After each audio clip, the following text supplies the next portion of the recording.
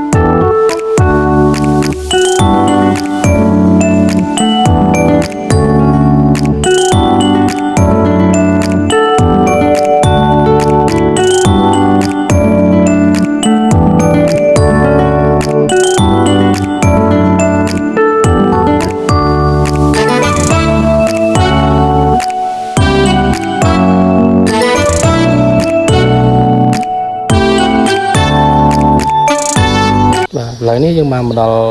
พนมดองให้อะไรยังกระปงแต่เทิมนะลางtớiเลยกระปูพนมดอง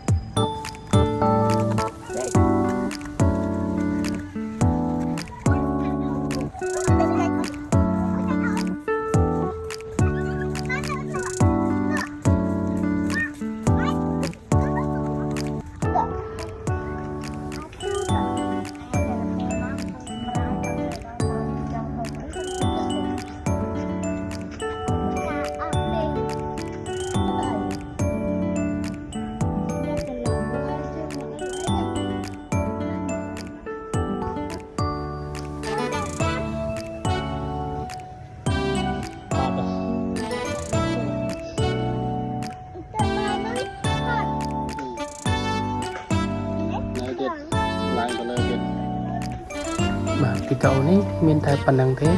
và từ trong khói xong bông bông chui cho subscribe channel YouTube trong mẹ môi con và ao con xong trong đêm đi